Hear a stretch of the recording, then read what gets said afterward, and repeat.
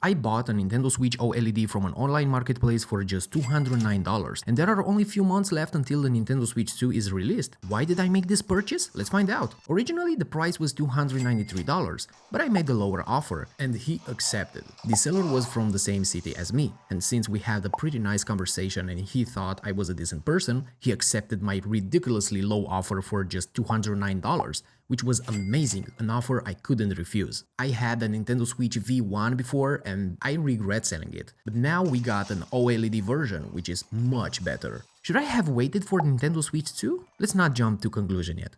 Let's first see what I actually got in this deal. Unfortunately, I couldn't record the interaction with the seller, but he gave me this paper bag. Let's see what's inside. We have these two accessories that will make using a single Joy-Con much more comfortable, especially for the side buttons.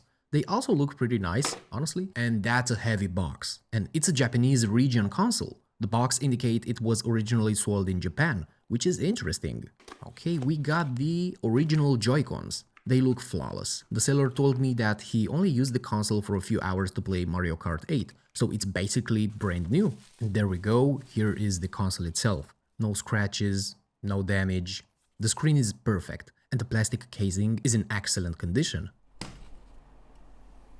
The original Joy-Con grip, a bit dusty, but I never liked it anyway. It's not very ergonomic. An extra set of Joy-Cons, in different colors, which is amazing. Honestly, this might be the reason that totally convinced me to accept the offer. And the power adapter. It's made for Japan and the US, as I know, so it won't fit my European outlets. But that's not a problem. I already have the perfect plug adapter for this situation, so we can use it without any issues. Plus, the voltage stays at 220 volt anyway. The original Nintendo HDMI cable is not too long, not too short, it's just perfect. And check this out, a bonus Joy-Con charging dock. It attaches right to the Switch dock and connects via USB. It even has some adhesive on the bottom if you want to stick it down permanently. But honestly, I'll just keep it removable. No need to glue stuff down if I don't have to. Speaking of the dock, here it is.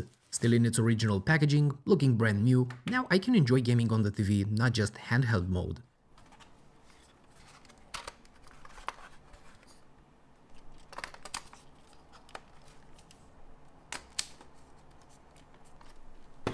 So that's everything I got for $209. 2 sets of Joy-Cons, accessories, the console itself, and all the original stuff.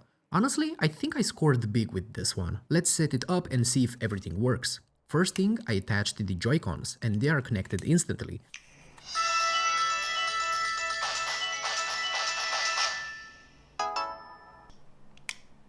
No drift, no weird inputs, just smooth controls. And honestly, that's a relief when buying secondhand.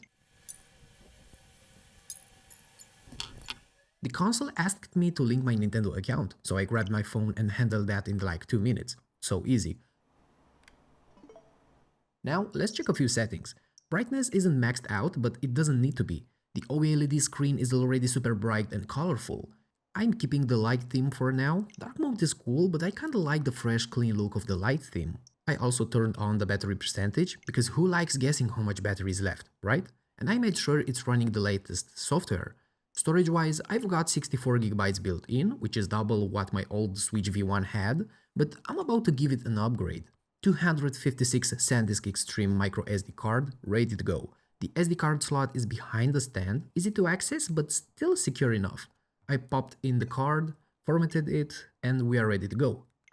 Oh my god, the screen is flawless. I've already ordered a screen protector from Amazon and there's a video coming soon with a full haul of accessories, so make sure to subscribe to the channel if you want to catch that when it drops.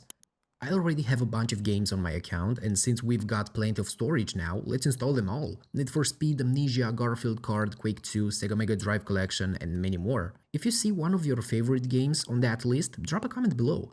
As of my all-time favorite Switch game, Layers of Fear Legacy. It's a super intense horror game and I actually finished it. If you are into spooky games, I highly recommend it. And yeah, I don't have Super Mario, Mario Kart, Kirby or other Nintendo exclusives. They are usually pretty expensive, so if I ever get them, I'd prefer to buy them as physical copies. That way I can resell them later if I'm done playing. And if I find any Mario or Kirby games at a good price, I'll definitely grab them. Now, I'm gonna test the console on my TV using the dock. And it works perfectly. But honestly, I prefer connecting it to my desk monitor. It's just more convenient for me. In TV mode, the console runs smoothly. I tried a few games from my library, starting with Bee Simulator, and the visuals are stunning, but I had no clue what I was doing.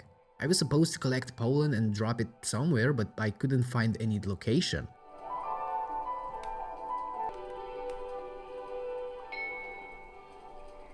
Guess I'm not cut out to be a bee. I'd much rather chill in my retro zone, playing on the Sega Mega Drive collection.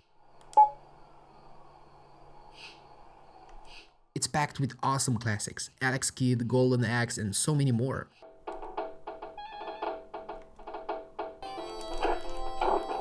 The game ports are fantastic, sharp graphics, vibrant colors, but I'll be honest with you, with a proper controller like the old school Mega Drive one, the experience will feel even more authentic. Nintendo actually sells a wireless version, but it's pretty pricey, just being real with you. I also have the Amnesia collection, featuring The Dark Descent, Justine, and A Machine for Pigs. I bought the trilogy during a sale, and it turns out that was a smart move. Now, thanks to this Switch OLED, I can finally enjoy them. And man, this game is pure darkness and suspense. The best part? When the tension gets too much on the big screen, you can just undock the console, jump under the covers and keep playing in handheld mode. Perfect for late night scares.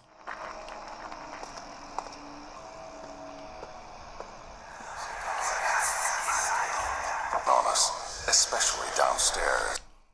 Or maybe if horror is not your thing, you can switch it up. For example, let's fire up Need for Speed. It runs great and looks fantastic.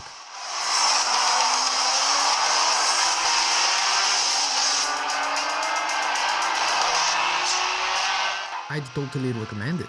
But I'll be honest, the Joy-Cons aren't the most comfortable for long sessions. They are kinda boxy and straight, not really ergonomic. A Pro controller will definitely improve the experience. The next game I tried was Quake 2, where I tested the gyro controls. I mostly used them to aim more precisely for headshots.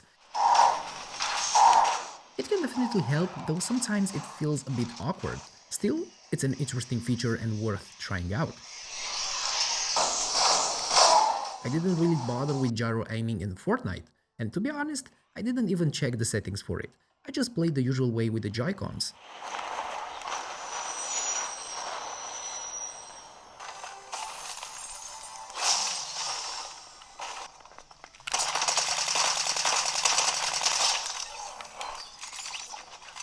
The games run at 30 frames per second, and you can definitely tell the Switch is pushing to its limits, but overall it's totally playable and actually pretty fun.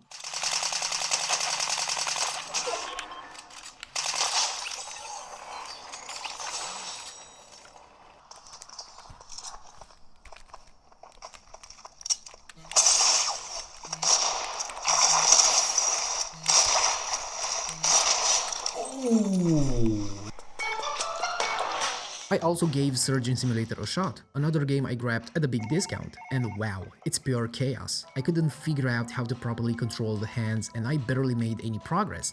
It just didn't click with me. But I'd love to try Surgeon Simulator in VR, maybe on the Meta Quest 3. That could actually be a fun experience, but not on the Switch, especially for me. So, what's the final verdict? Honestly, I don't regret this purchase one bit. I was already planning to buy another Switch after selling my old V1, and getting an OLED model with extra Joy-Cons and accessories for just $209, that's a deal I couldn't pass up. The Nintendo Switch 2 isn't out yet, and who knows what it actually offers and how much it will cost. But for now, this OLED version feels like the perfect purchase. What do you think? Would you have bought this Nintendo Switch OLED for $209? Let me know in the comments. I'd love to hear your thoughts. Thanks for watching. I'm always hunting for tech deals on online marketplace, and I love sharing my secondhand finds here on the channel. If you enjoyed this kind of content, don't forget to subscribe for more awesome videos.